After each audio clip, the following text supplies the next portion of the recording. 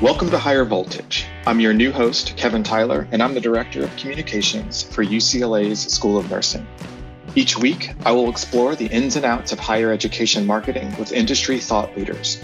For today's show, we sat down with two higher ed professionals to discuss how HBCU marketing has been impacted by two pandemics, a global health crisis and a cry for racial justice in America.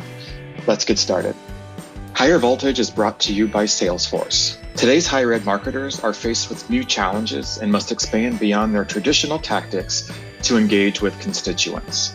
Learn how Salesforce empowers institutions of all sizes to unify first-party data, build and measure targeted campaigns, and deliver personalized messaging across channels. Visit salesforce.org to learn more about how Salesforce can help your institution meet its goals. So, Chelsea and Eddie, thank you so much for being here today. Before we get started in our conversation, can each of you just introduce yourselves and your institutions? Chelsea, let's start with you. Absolutely. My name is Chelsea Holley. I serve as the Interim Director of Admissions at Spelman College, and super happy to be having this conversation today. Awesome. Can you tell us a little bit about Spelman, just a high-level kind of overview about Spelman and what it offers and for whom? Absolutely. Spelman is a HBCU. It's a women's college as well as a liberal arts college. We're here in Atlanta, Georgia. We're part of the Atlanta Consortium. So we have Morehouse as a neighbor. We have Clark Atlanta as a neighbor, Morris Brown. So there is a lot of history on the Spelman campus. So really just a integral part to what's been going on in Atlanta for years. Awesome. Thanks, Chelsea. Eddie. Hey, I'm Eddie Francis. I'm the Director of Communications and Marketing at Dillard University. We are actually Louisiana's first HBCU, born from the union of Straight University and New Orleans University. And so we are in a really great place in which we share New Orleans with two other great HBCUs, Xavier University of Louisiana and Southern University at New Orleans. Awesome. So can each of you explain from your perspective, just kind of the landscape of HBCUs, some of the obstacles that we're facing the segment in higher ed prior to the pandemic? Yeah, so I would say that HBCUs naturally have so much history and tradition. So we've been telling that story for some time. Some of the big obstacles pre-pandemic is just the population that we serve. It's a value proposition that we're making all of the time. Our students are more likely to be first gen, more likely to be low income. And so while we're giving them all of the information and wanting them to come here, also making sure they're making a good financial decision for their families. Historically, we're underfunded. We have much lower endowments than our peer institutions that are PWIs. So that plays out in a number of ways when we're talking about attracting students. Awesome. Eddie, anything to add there? What she said. No, but Chelsea really did cover a lot of issues that are prevalent among HBCUs. One of the issues that we've had to deal with here at Dillard is we've had to deal with enrollment challenges. And one of the reasons is something, going back to one of the things that Chelsea pointed out, getting students, a lot of whom are first gen students, they have to kind of figure out how to do college in the first place.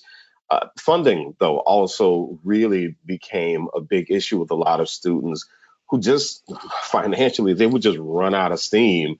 And they would get in these situations where they would just have to leave school. One of the things we did at Dillard, a few years back, is President Walter Kimbrough put in place a fund called the SAFE Fund. And this SAFE Fund was designed to help students stay in school. So a lot of our fundraising has been geared towards really beefing up that SAFE Fund so that the students who are about to run out of gas, we could go ahead and give them that extra money so that they could stay in school. So enrollment is a big challenge that we've had to deal with. And one of the biggest reasons would be the fact that students have these financial challenges.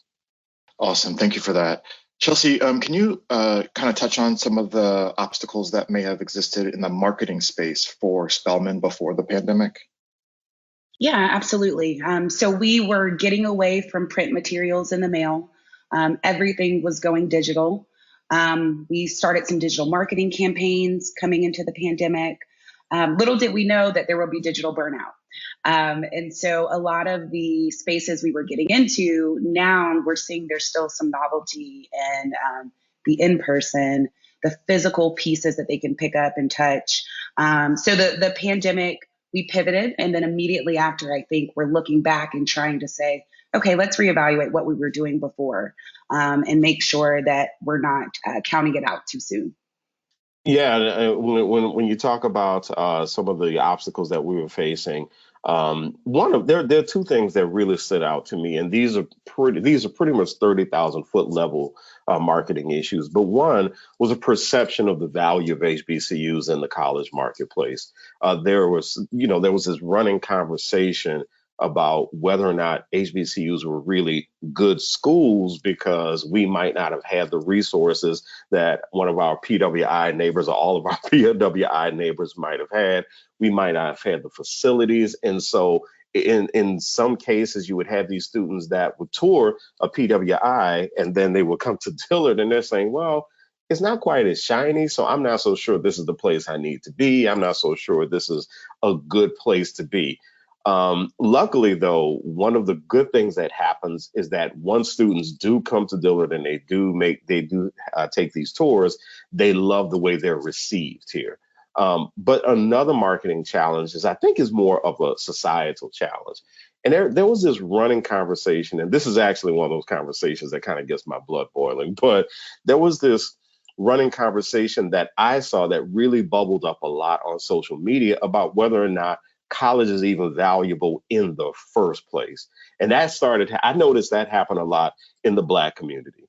And one of the things that I started to really notice is that once you got into these conversations about college and what you can do with the opportunity, there would always be this one voice that would come into the conversation and say, we know college ain't for everybody, so do we really need to do this? They need to go learn a trade. You don't need to go to college to get a job. And there was this battle, I think, for a lot of Black scholars who really understood higher education to go back into the community and say, hey, listen, this is about more than a job. This is about much bigger things. This is about establishing a legacy for your family. This is about making sure you can build generational wealth. So we need you to look beyond this conversation about a job and look at some of the bigger pictures. And so when that happened, that conversation started to bubble up. I did notice, with some of my friends who are professors at HBCUs, or they might have been professors at PWIs, who would say, man, I don't know how to get across to our people that this college ain't for everybody thing is really a dangerous conversation. Maybe some folks can say that, but Black folks, we got to watch it when we say that. And so that was something that I think started to come into play. And when you would talk to, and listen, it was a really, really tense conversation where even though you were presenting an HBCU to them, where they could go and see their people, they're still saying, I don't know, I don't need to spend all that money. I just need to go get a job. And so to me, that became a really big marketing challenge on a much bigger scale. I love those points you raised in those comments, Eddie. I think the first one that really resonated with me of the many that you made is this idea of the shininess of the campus, right? And so, at the height of the kind of higher ed arms race, where you see these climbing walls and lazy rivers, those two things that people always point to in higher ed marketing material, that those shiny things, an underfunded university or college is never going to be set up for success in that kind of conversation, right? And so when the quality of a place is based so much on what is the lazy rivers and the climbing walls, then places like HBCUs who are historically underfunded will not ever be able to participate in that kind of transaction. And then the second piece that I think is really, really important that you raised is this conversation that was occurring before the pandemic even started about the benefit of college as an idea at all, right? And so when I first got into higher ed marketing, our focus was, come to X university, it's great. But as time went on, we were not only selling the brand, but we were selling the idea of an education at all, because there are so many competitors now. And so what were some of the things you were trying to do to kind of stave off or change that conversation before the pandemic to express the value of a higher education for the audiences you serve? I think one of the things for me personally, in having conversations just with people I know personally, it was always this idea of you can go to a college and you can fail safely there. If you go straight into the workforce and you fail, losing a job is losing a job, and you really don't have much of anywhere to fall after that. But in college, I think you have this environment where you can go in and things don't work out, but there's always a way for you to get back on the horse and keep on going. You have systems in place, you have organizations, you have all of these different tools that a college can have that can show you how to survive, the workforce and all these different things, and how to build a career instead of depending on a job. And so those are some of the conversations. But I think from a pure marketing standpoint, I think selling the idea of this being a place where you have a built-in network of people who can get you wherever it is you want to go in life. And it doesn't matter where it is, of course.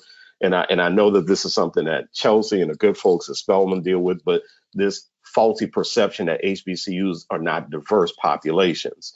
My son is a rising senior in high school. So one of these conversations I've had with him is, listen, if you go to a Dillard, you're going to meet students from all over the country. You're going to meet students from other parts of the world. But the biggest thing is they're not all going to be like you. They're going to all think differently from you. And they're going to challenge you, too, to be your best self. So you could get it there or you can get it in another place, but you're still going to get it there, or you're going to get it at another HBCU. So I think that was one of the big selling points for me. And it still is one of the big selling points for me. Chelsea, any thoughts on that? Yeah, so Eddie, I love you bringing up kind of selling the value of college. And this is a conversation that's gone on, but now has kind of a different look to it for this generation. They've watched their millennial parents, siblings be in crippling loan debt, right? And not really getting the promises that they thought that they would get from a college degree. And this is also our internet generation. So they're seeing their peers that are making money on YouTube from the age of 12. So it's a really interesting landscape where more students, I think, are having that thought independently. Maybe there are some other options out here for me. So again, just letting them know and being able for us to communicate, especially for HBCUs, that this is kind of a transformational process. That's how we think about Spelman. When you come in, each year, each activity you participate in, studying abroad, this is a longer transformation that is more than just getting an education. I love that. Can you explain some of your the goals that you had in place for your institution, if you feel comfortable sharing them before all of this went down? One of the biggest goals that I had was really creating a clear, unifying language about Dillard and its value in the college marketplace. And I say that because, I think Dillard is one of the schools among many other HBCUs that for so long had been used to people just coming because they knew it was a good place to be. They just knew. But we've had to face this harsh reality, a lot of HBCUs, especially smaller HBCUs. We've had to face this really harsh reality that the PWI across town, they got the cheat code. They figured out what they could do. They figured out that they could dangle some really nice, gaudy scholarships, and they could get those highly talented Black students that would have gone to a Dillard or a Xavier or a Suno or wherever, or a Spelman, Morehouse, Morris Brown, or Clark Atlanta. They figured that stuff out along the way. So what has happened in effect, and Dillard is the third HBCU where I've worked, and what has happened in effect, and I've seen this for a third time, is that there's been this need to really come up with language that really galvanizes the folks on campus. It galvanizes the students. It galvanizes the alumni. And I'll give you a good example because people might be asking, what am I thinking about? But I remember I had this conversation early on, and someone said, well, I don't think language is our big thing. We just need to get some better advertising. We just need promotional stuff. And I said, yeah, well, what do you think is going to go on that promotional stuff? And so they challenged me on this whole thought of a language. And I said, okay, listen, one of our great HBCUs in the country is Howard. And I have so many friends who went to Howard. And if you ever want Howard to sell itself, all they have to say is the Mecca. Those two words are huge unifying words. I have cousins who graduated from Morehouse. You can tell a Morehouse man, but you can't tell him much. So you have all of these different types of phrases. You have this language, and this is language that really binds people in these communities. And so for me, that was a marketing challenge that I was so ready to take on. And that was my big goal. My big goal was I'm going to figure out what this language is. I'm going to figure out how we can speak Dillard around here and how we can use that to really express to people what our value proposition is. I love that idea, Eddie. I think so. My sister went to an HBCU. She went to Hampton. I don't know any other kind of higher ed brand that has the legacy and allegiance that HBCU brands tend to have. And it's, familial. It's almost like Black Greek. It's like, we went to Hampton and this is our class. It's very, very specific in the passion and love that alums from HBCUs have. And I've always been so curious about why that hasn't translated into higher endowments and, more students, just because of the love that is always expressed in every conversation with an HBCU. I'm glad you brought that up. I'm curious, Chelsea, if you could go over some of the goals that you had for Spelman as well. Yeah, so of course, meeting enrollment is always a goal. But, really attracting the right types of students is a big goal for us all the time. To Eddie's point, we are now, and were before the pandemic, but more so now, in direct competition with PWIs or our students. These are, especially as a selective HBCU, our students are looking at full rides from Harvard and Yale and USC. And so that value proposition looks incredibly different when they have the opportunity to go to a big name elite PWI. And now we have to say why Spelman matters, why Xavier matters, right? So having that conversation with them. It's really been the same goals pre-pandemic and post-pandemic. How we get there looks a little different, but really just putting us on the main stage, not only in the HBCU box. That's a perfect segue, Chelsea, to move into the pandemic era. And I want to be real clear here that we're not just talking about the pandemic and the health global disease aspect. We're also talking about the racial pandemic that happened in America last year, too, because those are going to be drivers for your enrollments, I would imagine, as well. But before we dive into some of that stuff, can you talk about some of the things you've learned over these last 18 or so months about the institution and how you have to communicate when things go left the way that they did the last year? One of the things that I think we learned is that there's so much importance in empathy, in messaging. And that's something that we really had to start focusing on with our current customers. One of my things is that when it comes down to internal communication, that's something that I definitely want to treat as a PR strategy. And so when we started messaging, President Kimber, one of the great things about him is that he has no hesitation about calling a group of students together and using them as a focus group to really figure some things out about the campus. The summer of 20, he did that several times. And our students told us two things. One, they wanted to see empathy in the messages because they were already tired before even getting to school.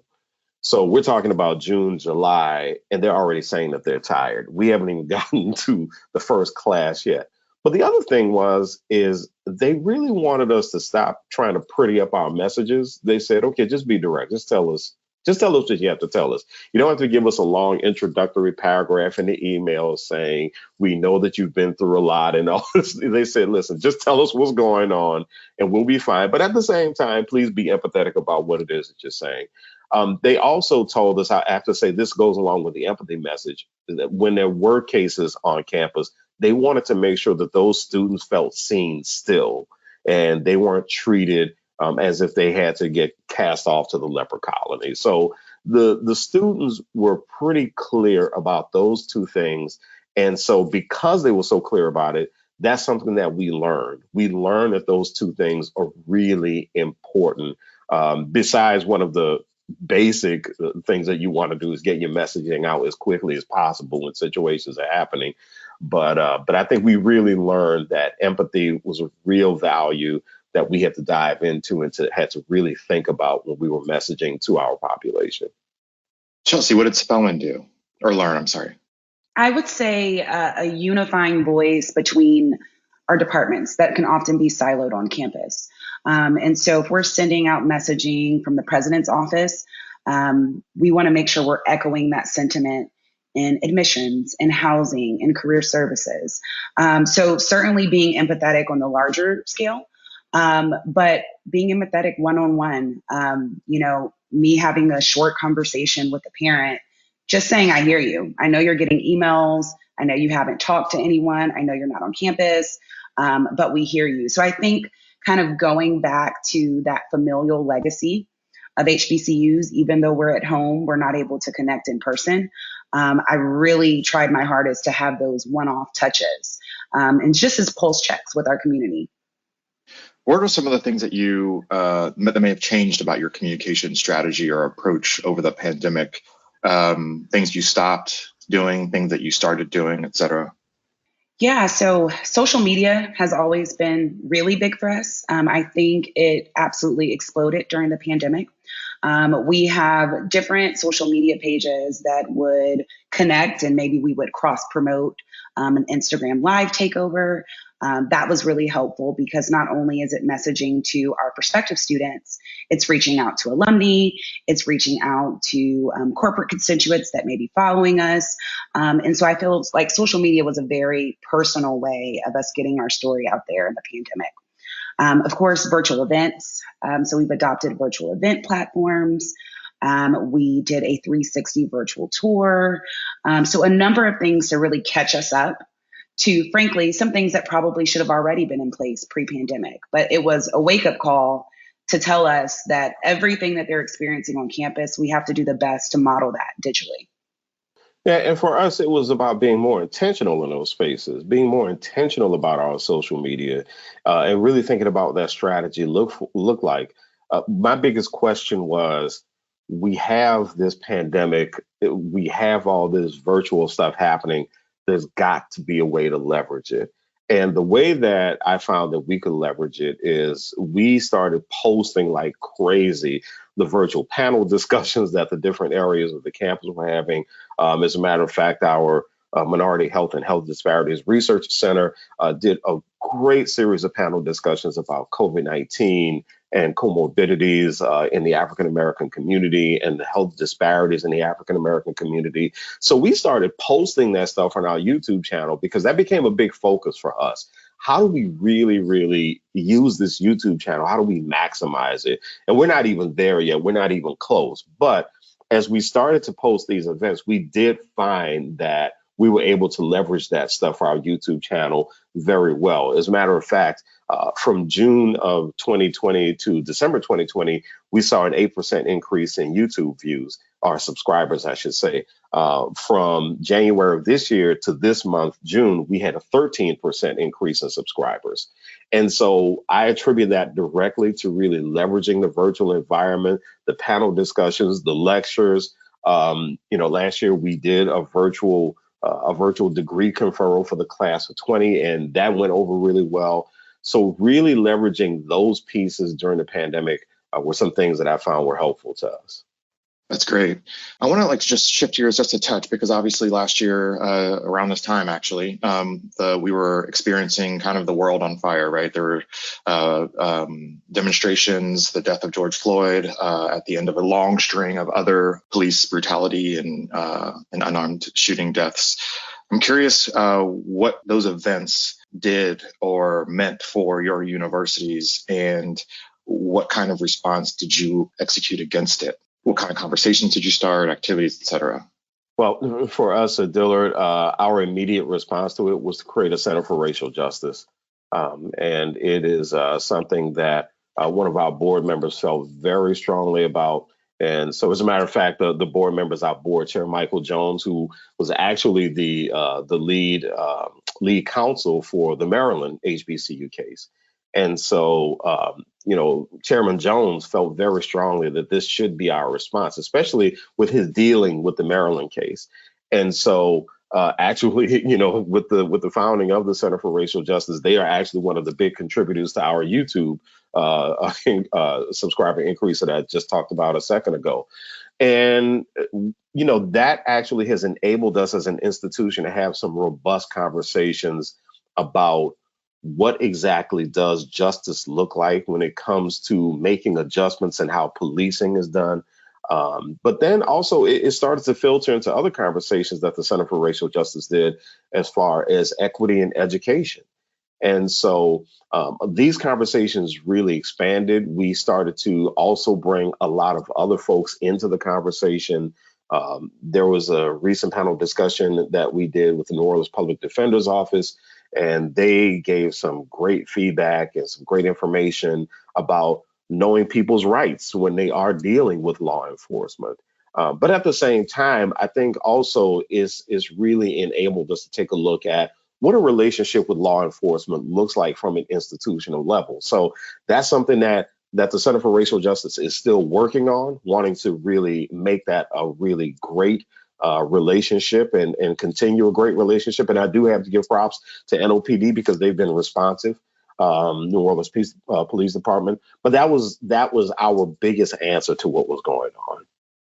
Chelsea, would you like to share any thoughts on that? Yeah, I would say as a liberal arts institution, we are always having those conversations about what this looks like. But it was a perfect storm, for lack of a better term. As the pandemic hit, this happens. Our world has always been on fire, right? But I think that last summer, everyone's world was on fire, and you couldn't look away. And so our immediate conversations were with corporate America reaching out to us and what can we do? How can we, contribute to HBCU? So it's a very special moment. I think we're still in it. It is the year and now the second year of the HBCU. And I think just telling these donors how they can help us in a meaningful way, because we know that they are benefiting off of being connected and giving money to HBCUs, but making sure it's going the right places. Are we building pipelines to actually influence the organization at meaningful levels? We've had partnerships with Morgan Stanley this past year, Netflix, a number of big companies, but it's kind of like, what's next? What does this turn into, and how can we sustain this partnership between HBCUs and corporate America? I love that. I think it was such a focal point for another conversation to rise up in America in the context of a pandemic. There were so many things being uncovered, quote unquote uncovered, which we always knew were there, the inequalities in education and healthcare, et cetera. But kind of they all surfaced at once. And I'm curious about how the leadership of your institutions may have been shifted into another role because of the things that have happened in the past 18 months. Did they step forward into the light? Was there more hands-on? What did leadership look like at your school during this difficult time? Well, so the hip hop prez, Walter Kimbrough, he struck, and so. One thing I love about President Kimbrough is he doesn't shy away from having hard public conversations.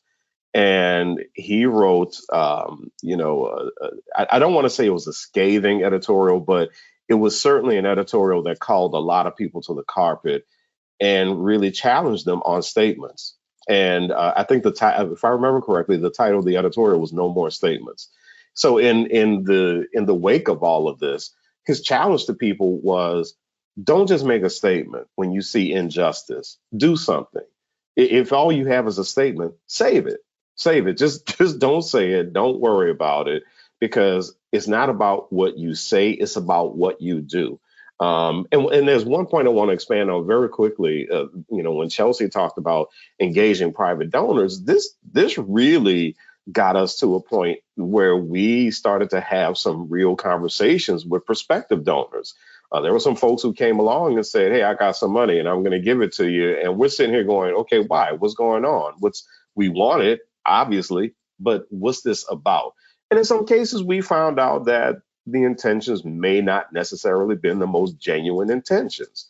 And so we really wound up getting to this place where our leaders said, if we're going to have a conversation about racial justice or about any social justice, it can't just be a conversation. It can't be a performative gesture. It has to be something that's going to lead to sustainable change, real change. We have students who elected not to come to campus in 2021 because they didn't want to be at risk of catching COVID-19. So they're sitting at home doing school virtually. But the problem is their internet connection is horrible. They live in an area where they can't get great internet access. They're in a 2-bedroom home. They have 3 brothers and sisters. They're all cramped. How is your giving going to change that?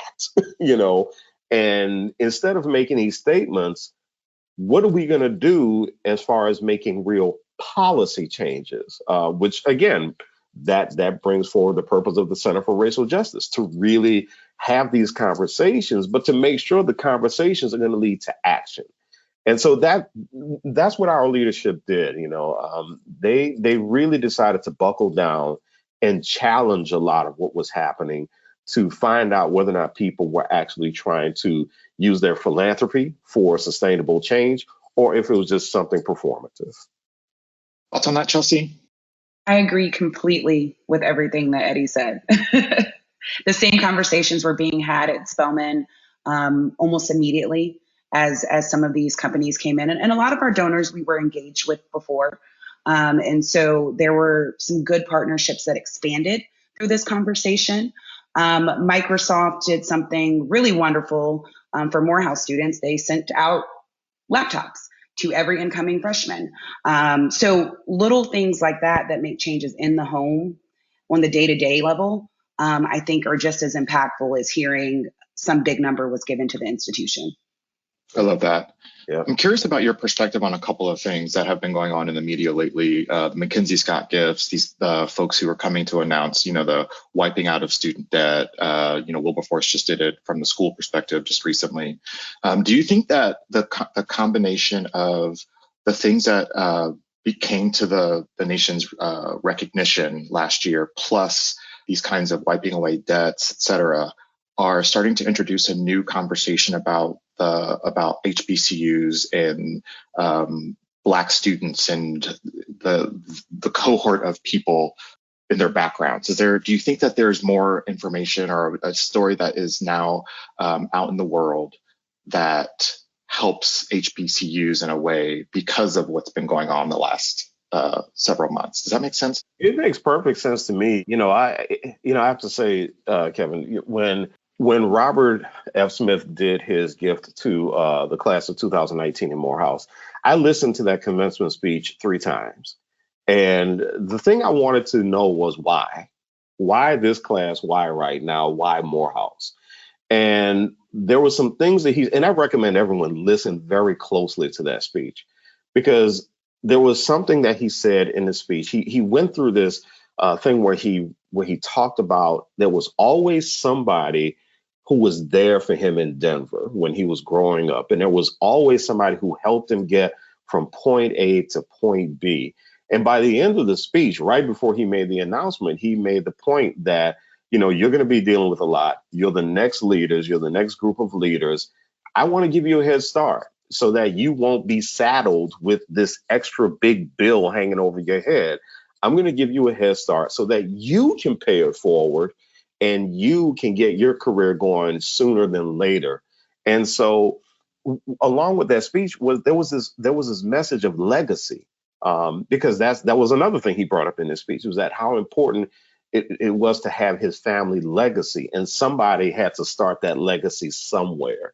And to me, what Smith was telling the class of 2019 in Morehouse is, if you don't have a legacy, I'm going to help you start right now. This is the beginning of it. This gesture is not money, it's legacy, and I think that was his really, really big message to them. I think with a lot of philanthropists, what Mackenzie Scott did, to me, again, it's more than money. People were asking questions.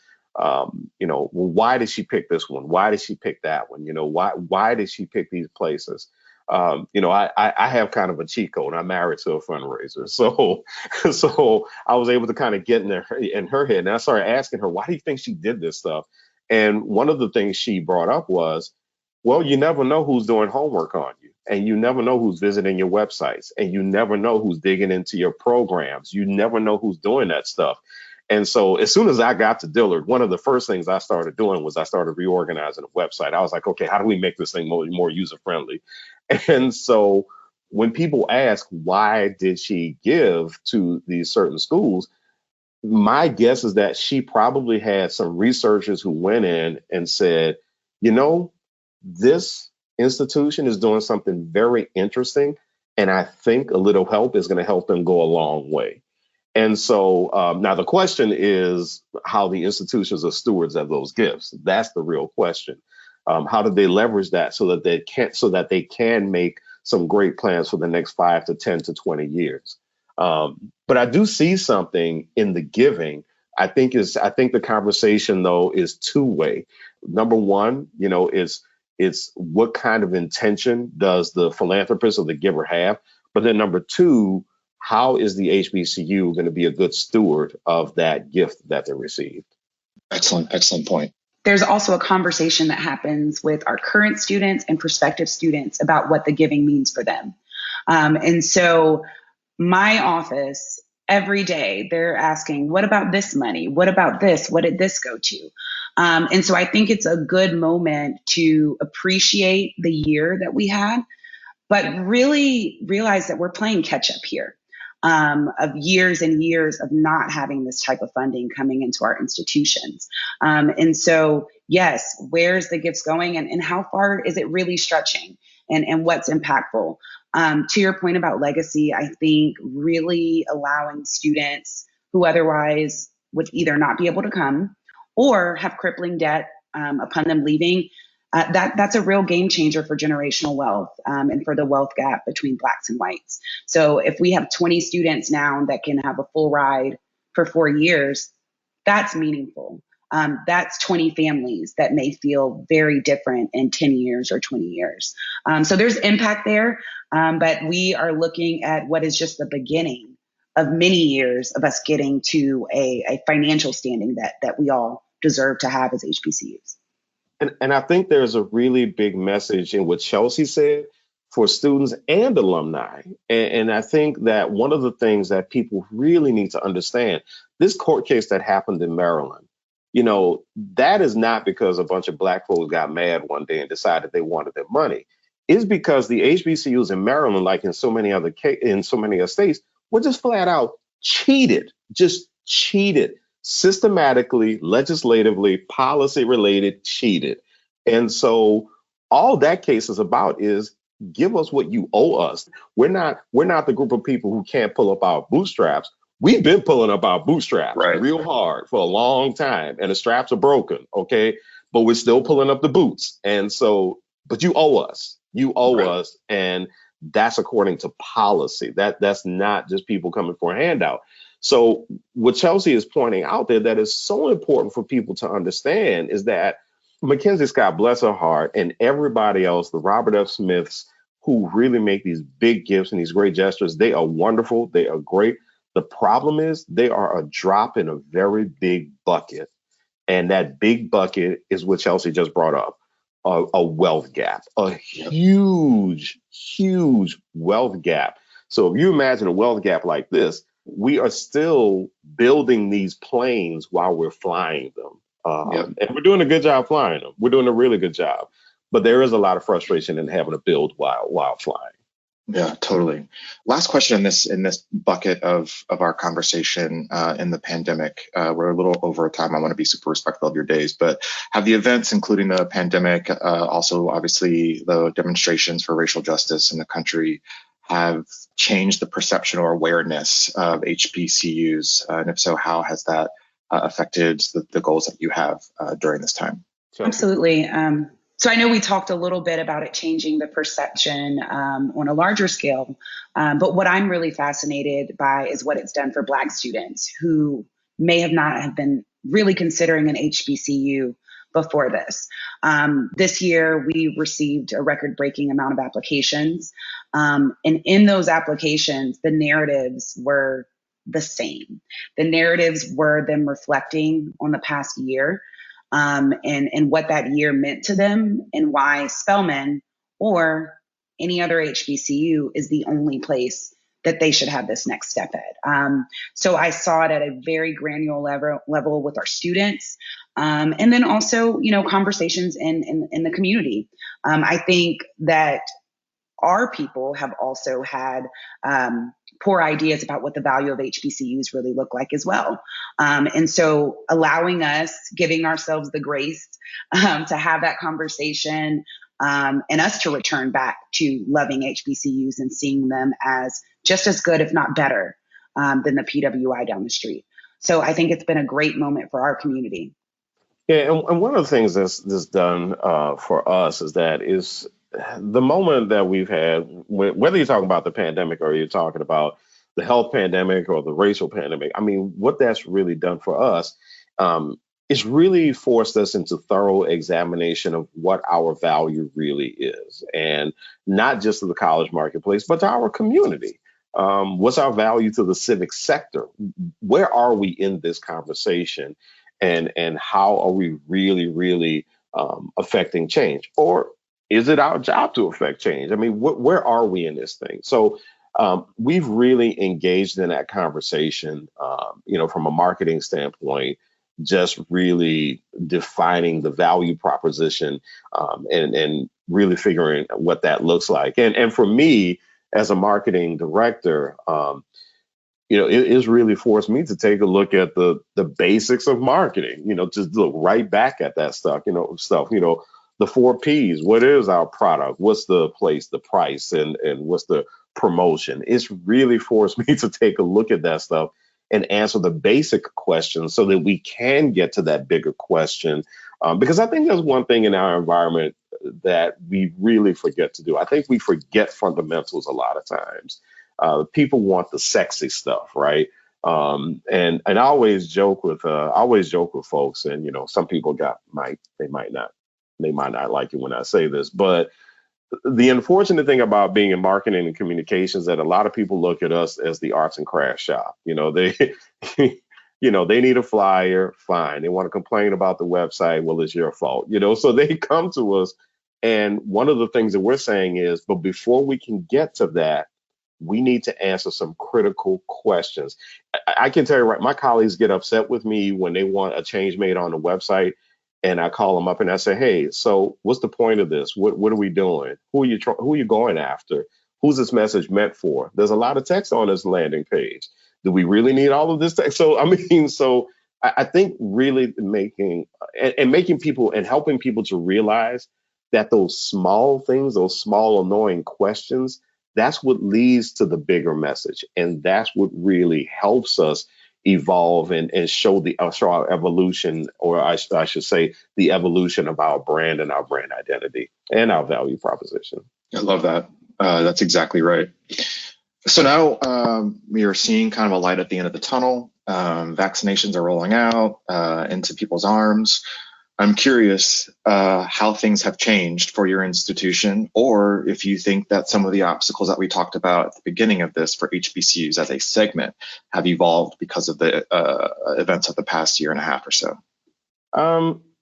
For me, I really hate to be the one to say I think things are kind of the same.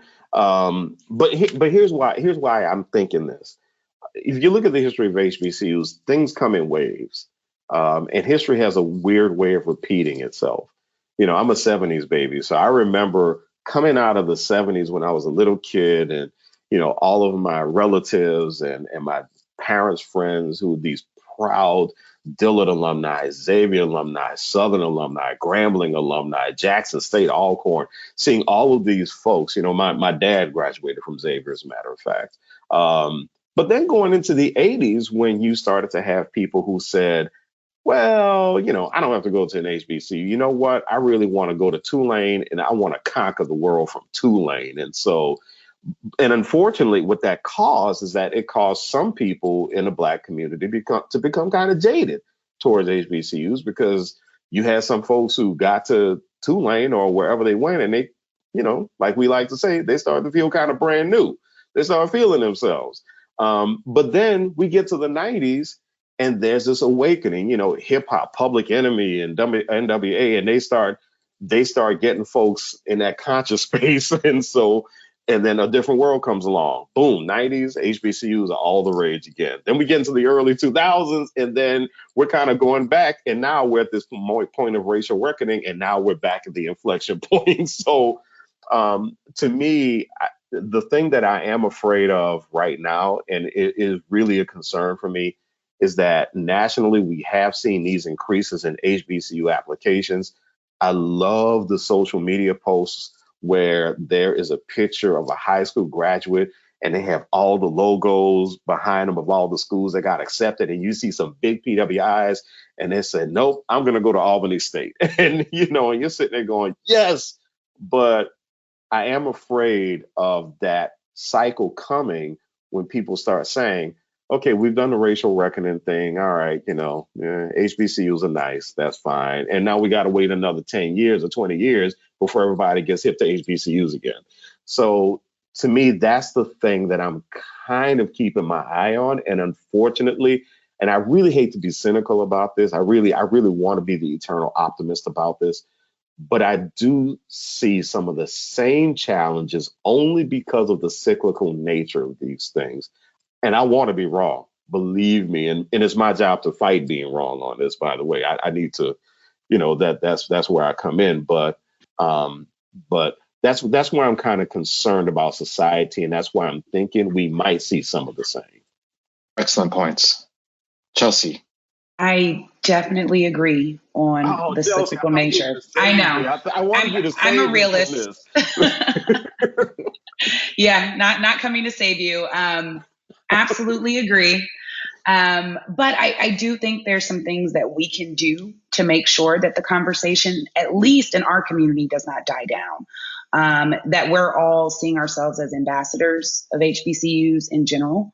And when I get to have those conversations with students or with families, talking really generally about why this matters and why it matters right now. So I think there's good work and good conversations to be had. But once this blows over, if you will, what does this look like for everyone else? Are we still talking about it? Are they still giving to HBCUs in the same ways, very public ways that we saw this past year? So I agree. Those are great points. Chelsea. For the record, that doesn't mean we're not doing our jobs. We are definitely doing our jobs. Definitely. No question at all. No question at all about that. One of the things I keep thinking about in this conversation is before all this even started, higher ed as an industry was facing some significant obstacles in the demographic shifts and in giving and all these other things. And now throw in a pandemic and, police brutality, all these other items. What does the future look like for your institutions, do you think? Like, what are going to be the things that keep schools like yours alive? Is it, a focus on adult learners? Is it coming back to get some college no degree offerings? Like, what is it that's going to get all of us through, all of us being higher ed, through the storm that's planned and not yet here? I think you mentioned a couple alternate revenue streams, right? I think institutions across the board realized that we needed to get creative about what other things that we could generate income other than tuition. And so you see the degree completion, you see online learning, which are all great things to kind of add to that drop in the bucket as we're talking about funding. And that allows us to support more of our undergraduate students with scholarships. So really good stuff. I'll also throw into the hat the collapse of standardized testing, which is huge in my world, and it will be huge for application numbers, admit rates, student profiles. That entire landscape looks very different because there's one less barrier for students in this process. So in some ways, that's helpful as we were seeing a decline in birth, right? So that makes more students eligible to apply and a larger prospect pool to recruit from. But in other ways, it's complicated. We have 2 years of data that's not going to tell us anything. And so where do we pick up to plan forward? And how can we predict how all of these moving pieces will really affect us in the long run? I think we're all just a wait and see approach for a lot of us. We don't know what's going to be in front of us. The thing that really keeps me energized about our future is that people are paying more attention to our past now. There was this conversation I had recently internally about the importance of really talking about the history of Dillard and how people are really paying attention to that sort of thing. And one of the things that I said during the conversation is, HBCUs have always been an engine of equity, always. HBCUs have always been the intellectual center of Black America. And that's not going to change. I mean, there is a lot of runway on that. And we are continuing that because I think with the new focus, the new public focus that we have on diversity, equity, and inclusion, I think HBCUs fit perfectly into that conversation because that's what we have always done. So many HBCUs have produced the first this, the first that, the first this, the first that. Or the first Black this or the first Black that. And, going back to what I said earlier about things being cyclical, a few years back, I remember people being pretty cynical and saying, well, we already have the first Black, we already have the first Black this, they are the first Black that. Does that even matter anymore? Well, here comes racial reckoning, and here comes this conversation on diversity, equity, and inclusion. And people are saying, oh, wait a minute. That is important. That is really important that HBCUs were able to produce the nation's first Black Supreme Court justice, the nation's first Black and the first female vice president of the United States of America. That is important. And so to me, I think this is, and this is where my job gets a lot of fun. I think really digging into our history and our narrative and going to people and going to the public and saying, hey, you missed something, check this out. And oh, by the way, I have another thing to tell you. And while you were being cynical, we happen to do these other things. That's where I have a lot of hope. That's where I have a lot of energy. That's where my job really excites me. And that's where I really think that HBCUs can take advantage of the moment and continue to really do some great stuff in higher education and continue, by the way, to build the Black middle class and the Black upper class, and to really continue to produce these game changers and these legacy builders. That work has not stopped, and it is definitely continuing. I love that. Just a couple more questions. I'm curious about how the last year and a half has maybe informed or encouraged HBCUs and otherwise. The responsibility of an institution has broadened or expands because of the needs that you've identified throughout the pandemic and how you aim to address those in the future. I think about things like mental health and, like you mentioned before, Eddie, about access to Wi-Fi. How does anything of the things you've learned over the last several months inform how you move into the future in terms of what you're offering in terms of support? I would say that being proactive about those conversations, students are having those conversations independently now. I remember 15 years ago, no one was asking about disability services or health services or mental health. Now that may be the third question that a student is interested in when they're looking at an institution. So I think knowing how important that is to our consumers, and making sure that it is given that same attention in the ways that we talk about our institution, on our website, in our student programming, all of those things. So yes, it is incredibly important. And like I said earlier, I think HBCUs are even held to a higher standard of supporting our students through all facets of their life. And to piggyback off what Chelsea is saying, it's really about listening to them very, very closely. Again, President Kimbrough and these focus groups that he likes to do with students are so helpful because we get to hear them. And the thing that I think is most important is accepting the things that they say that we might not really understand because of our age, or we grew up in a different time, or I should say we grew up with a different set of values. Maybe they're growing up in a type of family that we didn't grow up in, and so the students will give us these pieces of feedback that'll make us say, well, I didn't know that was that much of a problem. So to give a solid, clear example, again, the amount of text on a landing page, on the website, we're sitting here thinking that we're doing something so great when we splatter all of the information we can possibly splatter onto one page. But the student is saying, yeah, that's too much reading. I spent about a half second on that page and I moved on. And, we have people who are getting upset going, yeah, but that's where all the information is. That's every question they asked was right there. They didn't read it. And I think what we really have to do is we have to get more in the habit of listening to students when they say that and not judging their answers and saying, well, if that's where the information is, we're going to keep the website nice, long, and text heavy. And if they don't read the information, that's their problem.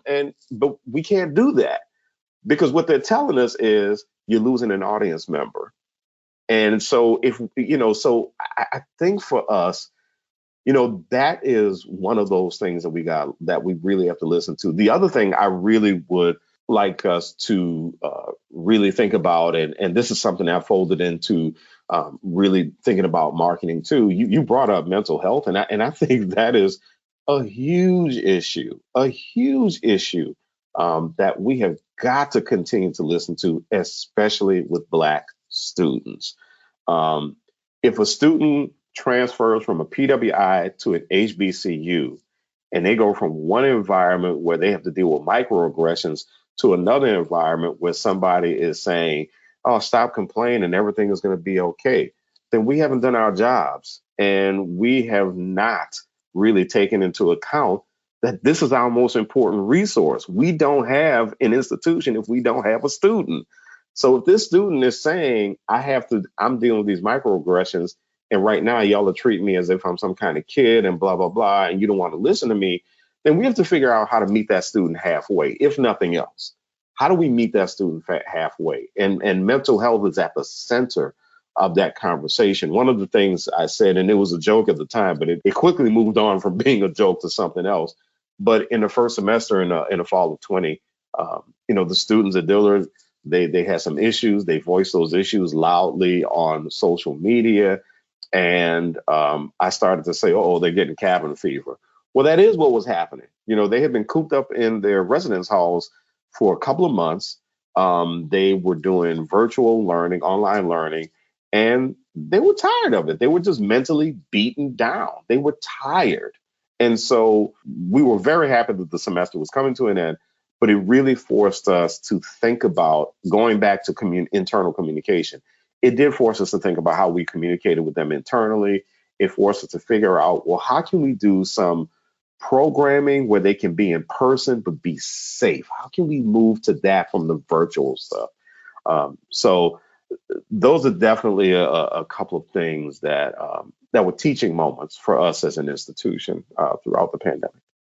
Awesome.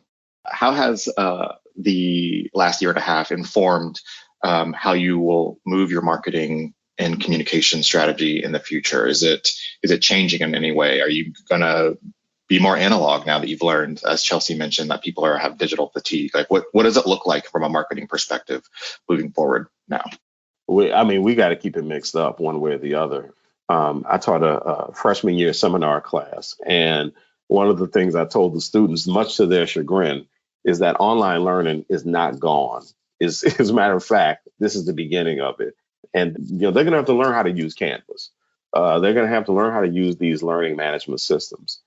And so I think for us is maintaining that mix, because while people do have digital fatigue, one of the benefits of the virtual environment is that, for Dillard, I can say that we were able to get guest speakers that we probably would not have been able to get for another 2 to 3 years. But we were able to pop them onto a virtual environment, do a virtual lecture. The students were elated to be able to ask so-and-so a question. And these were some big name people that we were able to bring, Stacey Abrams being one of them. And so that really kind of leveled the playing field as far as exposing students to some big names or people who have something to say, some really big things to say. But I will say that the one marketing thing that I'm paying more attention to going forward, I'm taking as deep a dive as I can right now into market research. One of the unfortunate things, and I mentioned this before about being at an HBCU, is we always have this building a plane while it's flying attitude. And in marketing, unfortunately, what people tend to look for, they tend to look for Band-Aid solutions. They want lightning to strike when that press release goes out. They want lightning to strike. They want that viral tweet. Everybody wants it. But those are Band-Aids. That's a part of the marketing mix.